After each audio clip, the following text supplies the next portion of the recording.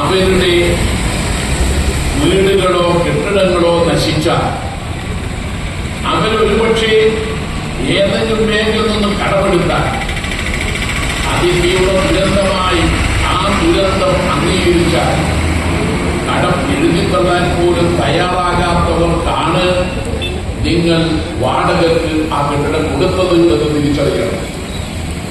നിങ്ങൾ വാടകയ്ക്ക് ഒരു കെട്ടിടം കൊടുത്തത് വിഷമുള്ള ഒരു പാമ്പിനെ വളർത്തുന്നതിന് തുല്യമാണ്.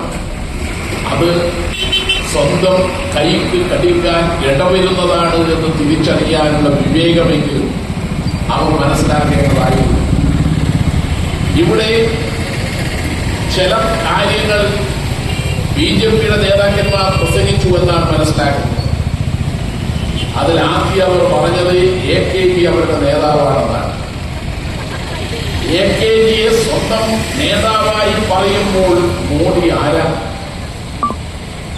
മോഡി നിങ്ങളുടെ നേതാവല്ലേ? ആർ.എസ്.എസിന്റെ സ്ഥാപക പ്രസിഡന്റ് അഥവാ സർസംഘചാലകൻ അത് ഡോക്ടർ ഹെഗ്ഡേവാറാണ്.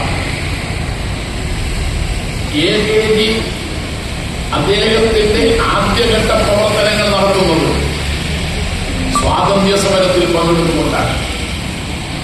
ഗാന്ധിജിയുടെ നേതൃത്വത്തിൽ ഉപ്പ് സത്യാഗ്രഹ സമരത്തിൽ പങ്കെടുക്കാൻ മറ്റൊരാളും പറയാതെ ആ ജാഥ കടന്നുപോകുമ്പോൾ അധ്യാപകനായിരുന്ന എ.കെ.ജി ആ ജാതിയോടൊപ്പം ചേർന്നു. പിന്നീട് അദ്ദേഹം ഗാന്ധിയൻ സമരമാർഗത്തിൽ ഗാന്ധിജിയോടൊപ്പം കോൺഗ്രസിനോടൊപ്പം സമരാങ്കണത്തിലായിരുന്നു. ബ്രിട്ടീഷ് വിരുദ്ധ സമരത്തിൽ.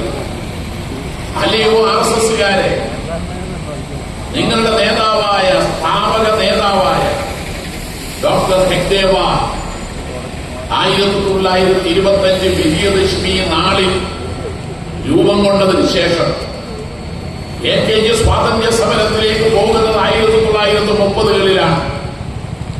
നിങ്ങൾ ആ സ്വാതന്ത്ര്യ സമരത്തെക്കുറിച്ച് ഹെഗ്ഡേവാർ ആർ.എസ്.എസിന്റെ ശാഖകൾക്ക് കൊടുത്ത നിർദ്ദേശത്തിന്റെ തനിപ്പകർപ്പ് പുസ്തക രൂപത്തിൽ പ്രസിദ്ധീകരിച്ചിട്ടുണ്ട്.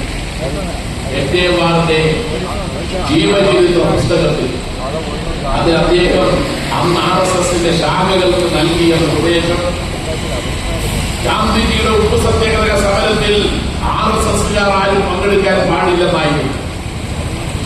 നിങ്ങളാണ് എ.കെ.ജിയുടെ നേതാവാക്കുന്നത്. ഇതാണോ ആർ.എസ്.എസ്? ആർ.എസ്.എസ് സ്വാതന്ത്ര്യ സമരത്തെ വഞ്ചിച്ച ചരിത്രം മാത്രമാണ് ഇന്ത്യയിൽ കാണാൻ കഴിയുന്നത്.